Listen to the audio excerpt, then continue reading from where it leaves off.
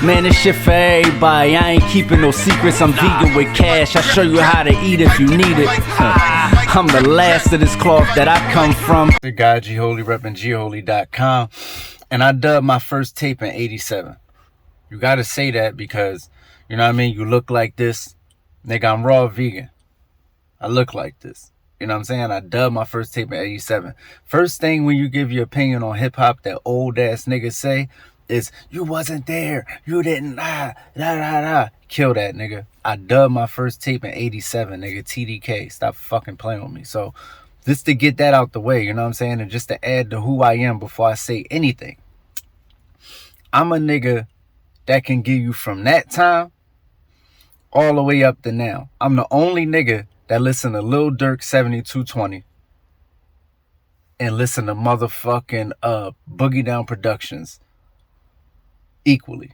I'm the only nigga in the world. You can't find another nigga. You can't find another nigga who would name Lil Baby My Turn album of 2020 and then turn around and tell you Benny had the album 2018. No, I mean, matter of fact, it was Conway. It was Conway. No, Conway was 2020. Benny 2018. And then turn around and give you French Montana, Max B.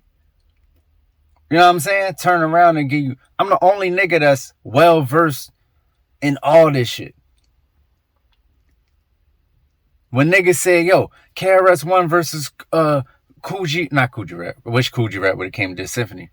KRS-One versus fucking Big Daddy Kane. Kane this, Kane that, Kane this. Nigga, you can go in them comments. I rolled off 20 KRS-One joints off the top of my head. And I'm like, y'all niggas crazy. I'm the only nigga in the world, trust me, that listens to KRS-One and Lil Baby equally. I'm the only nigga. So I'm the only nigga who could give it to you like this. That's why I speak. I don't speak because I'm trying to get some views. I speak because the game need me. You feel what I'm saying? Nobody has this perspective. So this is what I'm saying. The lyrical coke rap conversation, right? It's so layered. That's why it's like so many answers and so many niggas giving you so many different answers and opinions on what's actually going on, right? So you got coke rap, what somebody would consider coke rap, right? I don't know if you would consider something like, let's say something like The Message, right? I'm not saying it's coke rap, but let's say drugs in general, right? Because that was just during like a transitional period in drug history and black community, right? They was talking about drugs and the effects of drugs and shit like that, but it wasn't, you get what I'm saying? Let's take something like White Lines, right? It's like we know what we talking about, but we ain't getting into it, right? The very first record that broke down the game, the lifestyle, and that shit's, let me say this, them shits wasn't lyrical either. Let's keep it real. Like Melly Mel, like great, dope. I'm talking about lyrical like we think of lyrical today. You get what I'm saying? So you got a song like I feel a song like Love's Gonna Get You is a coke rap story. Am I wrong? I feel like that is a quintessential coke rap story that you would hear today, right now. But is it lyrical? No. Now with Steak with the Beans and Rice, KRS-One not like the most lyrical nigga. You get what I'm saying? The very first nigga is only one real answer, but I'm going to give you other answers after this. The only nigga, the very first, not the only, to be lyrical is shit and be street, not street, because everybody's street, drug game, coke rap oriented, is Cool G rap, is no doubt about it.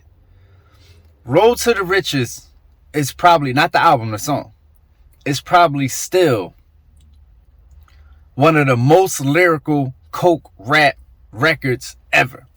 Right now. Right now. And got the best flow I ever heard of any coke rap record ever. Did you hear? That's what I'm saying. I don't like when niggas do this to G-Rap. I don't like when niggas do this to G-Rap, because it was a time when you would say, you know, all right, Kane, Rakim, KRS, G-Rap, and his name would be there. And over time, I don't know how his name dropped out of the conversation, because he's been the most consistent. If niggas had to rap today and everybody got on a record, everybody that was somebody from that time, late 80s, G-Rap would out-rap them niggas so bad right now. And by the way, Kane's still nice. KRS still nice. We seen that. Rakim's still nice. I would never doubt that. But G-Rap will bar them niggas the fuck out the booth today. Right now. Right now. He still rap at this level right now. So, I don't know how G-Rap be getting written out of the history books in so many ways, when a nigga like Eminem will tell you, yo, G-Rap is one of my biggest influences. Big Pun will tell you, yo, G-Rap is God. I don't get how he gets so much respect from rappers, and it's like the fans just totally forget about G-Rap. It's fucked up that we even having this conversation about who the fuck had lyrical coke rap. Like, it's Road to the Riches, my nigga. Specifically, Road to the Riches. This is the lyrical coke rap origins. That's it. Lyrical coke. That's it. Now, G-Rap was a lifestyle nigga. So let me go a little bit deeper into this. Road to the Riches was a lifestyle song. It was talking about the ups, the downs, the ins and outs of the lifestyle. He didn't go into coke specifically. He didn't say, you know what I'm saying? I weighed up this, then I sold a nigga that. The shit came back. It wasn't that. It was just more of the lifestyle. So if you want to exclude G-Rap, which I would never do, let's just move past them, right? Because also, Road to the Riches, the album, it wasn't a coke rap album. I mean, he literally had, like, this is a demo on there. Like, you get what I'm saying? It was like some other shit on there called fucking Lyrical something. Like, the nigga was like more of a lyricist than, not more of a lyricist than a coke rapper, but back then he would take it outside of, it wasn't a thing. You get what I'm saying? So you got Road to the Riches, maybe a couple other joints, but it wasn't a coke rap renaissance. It wasn't an album that was just all coke rap. So let's move past G-Rap when we talking about this specifically. Biggie Smalls. I don't know why Biggie Smalls is not in this conversation. When everybody said, look, when everybody said Jay-Z took big shit, but now all of a sudden when we talking about the coke rap conversation, we put Jay in it and we leave Big out. Did we forget that Jay-Z took big shit was the talk around when Big died? When Big died, everybody, man, he took big shit, man. Big was the coke rap king. But all of a sudden, Biggie is just not in this conversation. I don't get it. Why are we talking about Pusha T's and all these niggas before we get to Biggie? I don't get it. Biggie made the 10 crack commandments. What are we talking about here? Frank White. What I don't know where niggas' minds be at. Like, do they think about this shit before they say it out their mouth? Why is Biggie name not mentioned in coke rap? He is the face of coke rap. In my mind. Maybe I'm bugging. But he's the face of that shit. He's the first nigga I think of when I think of coke rap. His shit was detailed. His shit was, think about it. What's the difference between Road to the Riches and Juicy? Juicy is, that's what I'm saying. Even though, we're going to get deeper into this. Even though he's not saying, once again, I bought 1,000+ grams. Broke it down with my man. Sat at the table. Wishing we was able. Cutting up dimes. It wasn't, even though he did say shit, I'm just saying it wasn't like specific like how niggas be now. You get what I'm saying? But nonetheless, I think he called himself the crack rhyme king on 10 Commandments. You could check me on that. But I think he literally said crack rhyme king. I mean, what are we talking about here, right? So let's just even move past Biggie, right? Niggas say Ray and Ghost.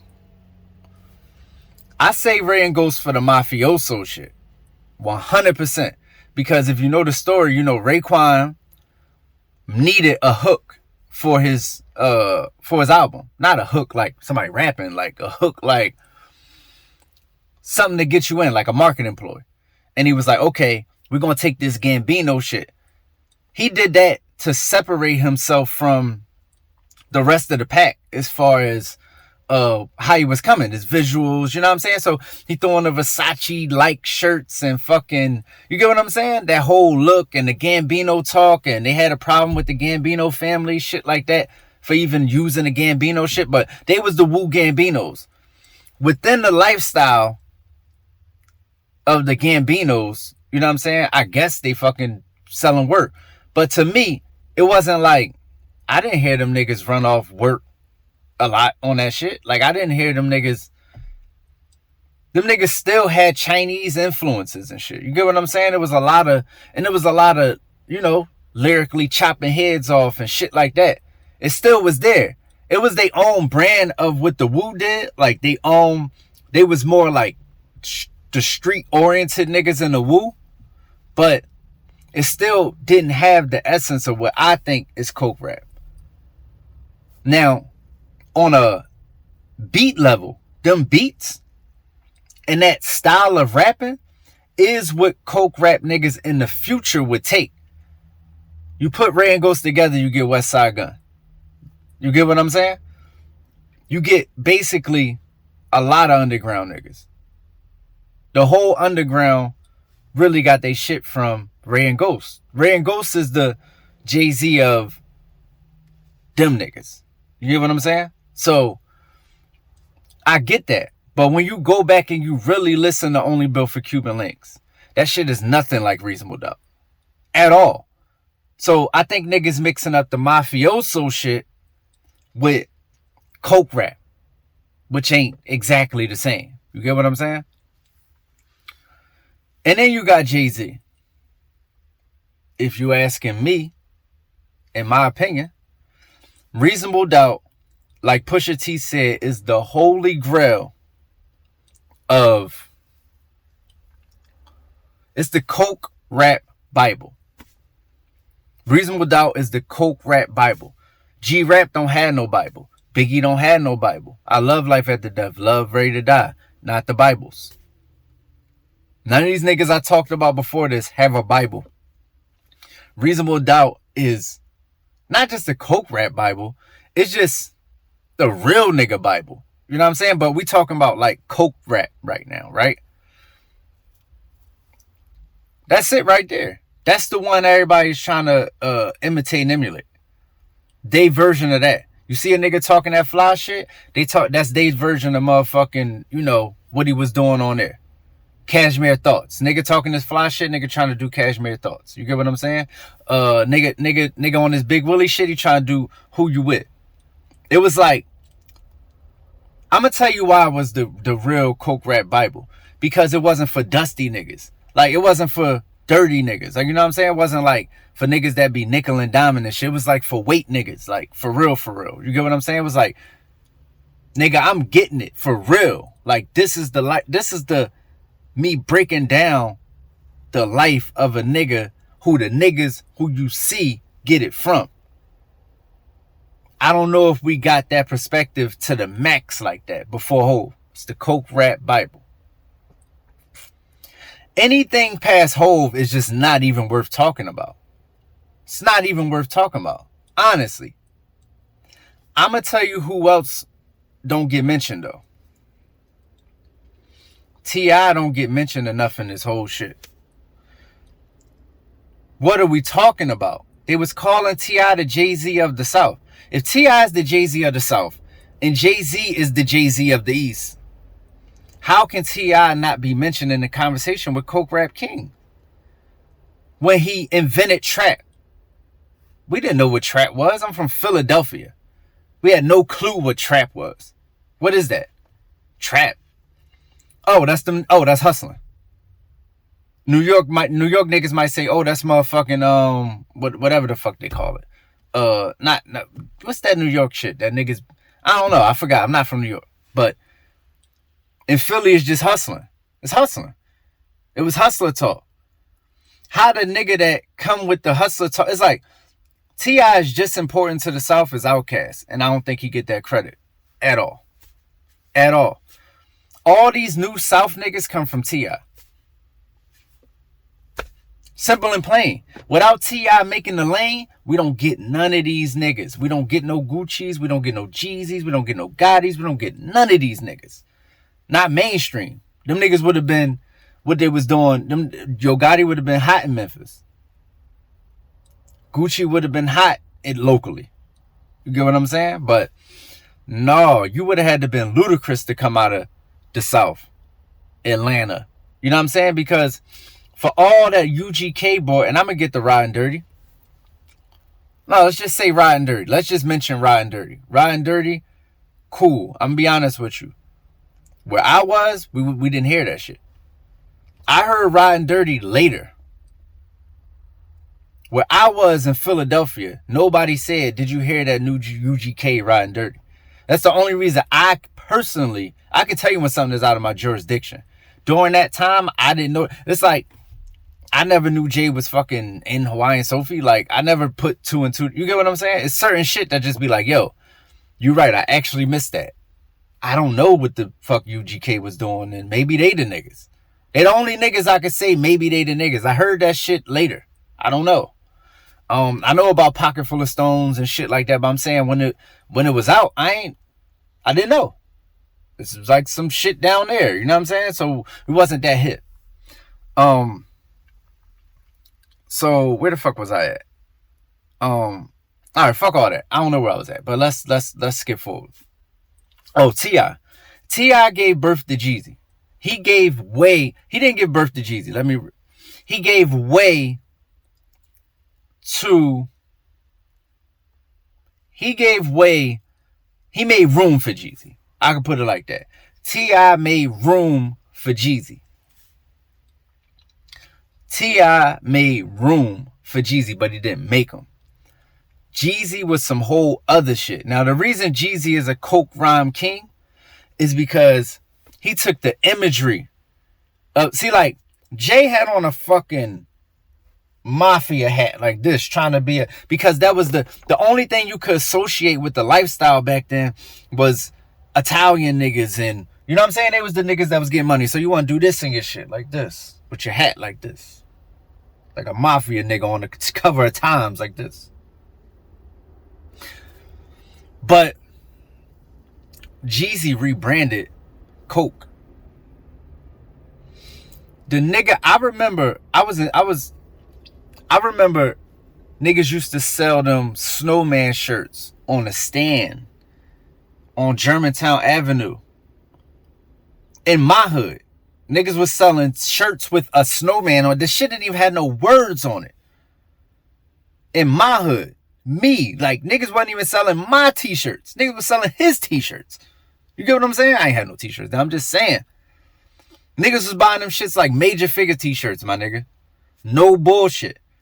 No bullshit. If you from Philly, you know the Major Figure t-shirts was legendary. Nigga, them snowman t-shirts, it was, look, I can tell you the t-shirts. Nigga, it was Major Figures t-shirts. It was the Free Beanie Siegel t-shirts. Bunch of them. And it was the snowman t-shirts. That's it. Snowman t-shirts. I swear the shit didn't even say Jeezy on it. It just was a snowman. He took coke rap to like unbelievable levels. Not only that, but the reason he's a king in this shit is because he elevated that shit to super mainstream. This nigga did 2 million out the gate on Def Jam and then did gold with Boys in the Hood.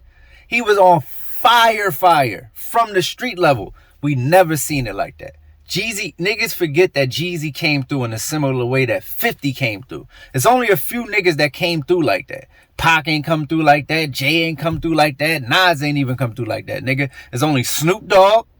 There's a short list of niggas that came through like, yeah. Snoop Dogg, 50, Jeezy, and there's a few other people on that list, but that's probably the top three. Snoop Dogg, 50, Jeezy, probably top three. I just got here and I'm running this shit. Wayne ain't come through like that. Drake ain't come through like that. Yeah. I just got here and I'm running this shit. Day one. So, for him to take it to the mainstream level, come on. And then you got Gucci. Took it from there.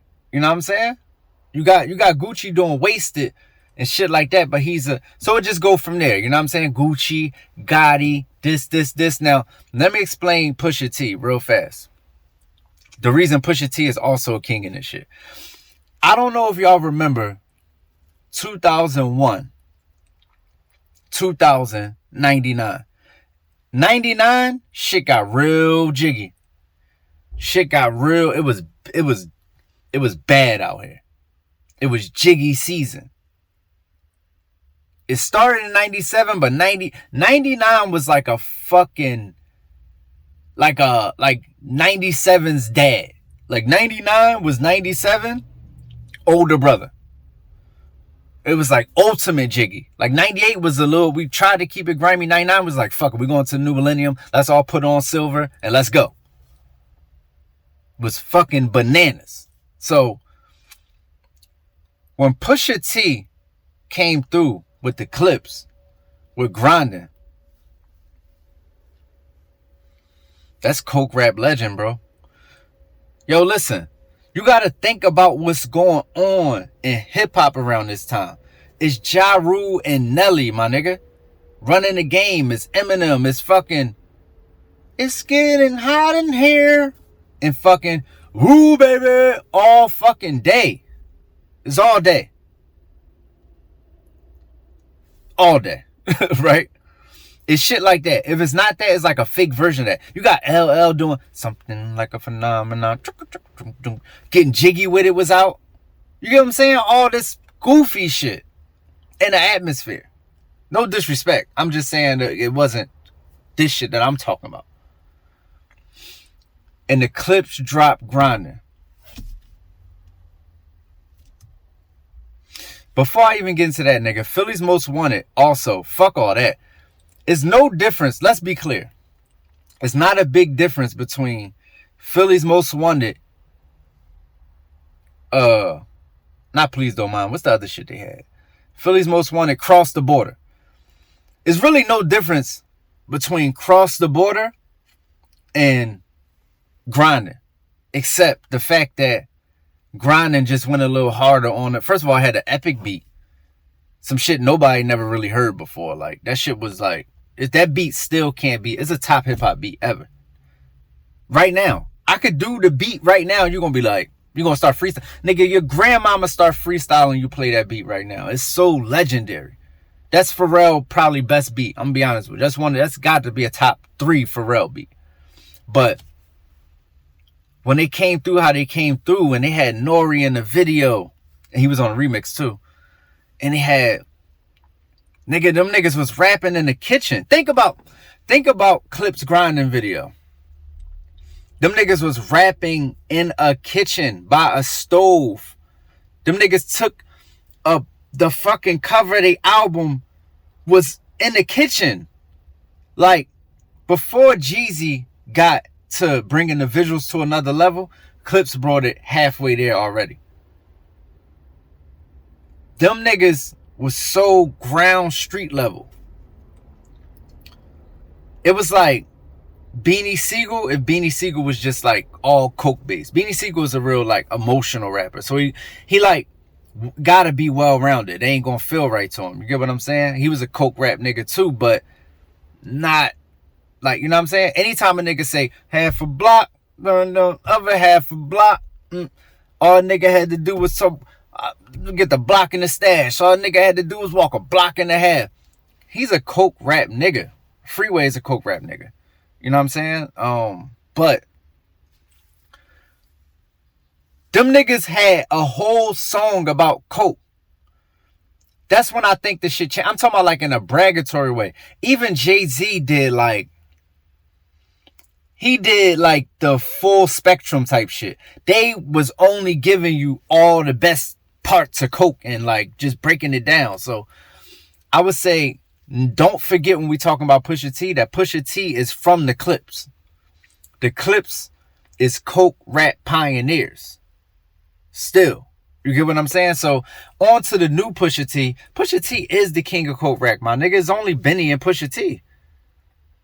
Benny, Pusha T, maybe Westside. There's only a few of these niggas. Of course Pusha T is the fucking current coke rap king. What are we talking about? Jeezy not doing that shit no more. Motherfucking whoever, Hove doing 444.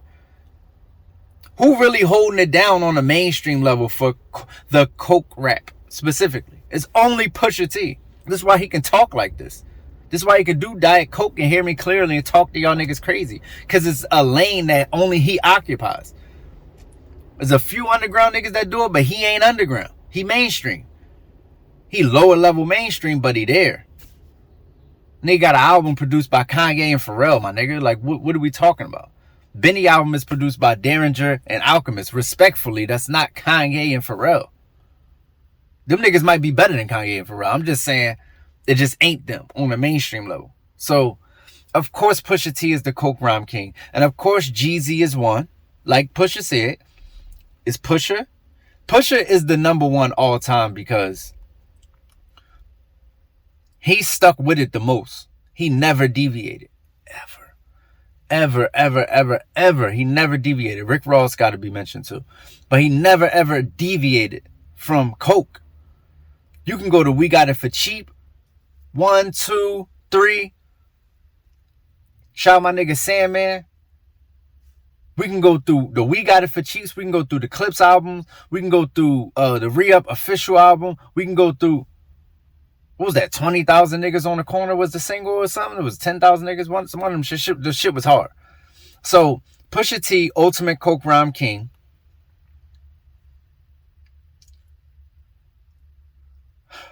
Even more so than Jay, to me.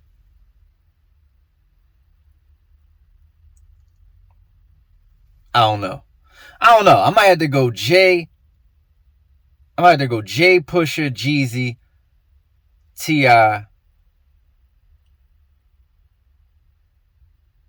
G-Rap, just because of what he did.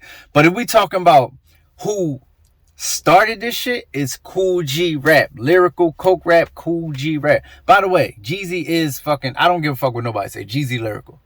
If you never heard Seen It All, listen to it.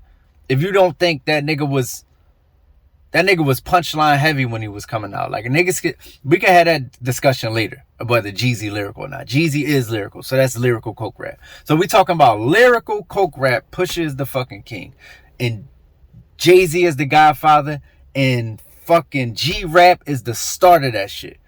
Don't ever get that twisted. G-Rap, Cool G-Rap is the start of lyrical coke rap. It starts there, and it ends with Pusha T. No, it ends with Benny. Benny the next up. Benny got the torch. You know what I'm saying? Y'all niggas heard 18 Willis. Don't play. But it's the guy Gioli repping Gioli.com. Glad I got to say all this shit to you niggas to set the record straight. Cause y'all niggas be out here tripping, saying all kind of goofy shit, and I let it slide. But not today, nigga. Gave you 30 minutes of this shit. Now dispute it in the comments. If you got something to say, put it in the comments. You talk to me sideways, I'm coming at you. I want you niggas to know. Niggas that be trying to come at me sideways, I'ma ruin your fucking life. I'ma ruin your fucking life. I'ma pull up your old pictures The shit you don't want out. You think it's deleted, nigga? I got people on Google, nigga. Don't fucking play with me, man. It's the guy Gioli, repping Gioli.com, man. I'm out here. I'm the last of this cloth that I come from. You niggas spawn from tissue paper. The mag is new, no aftermarket, no ads. You'll get your issue later.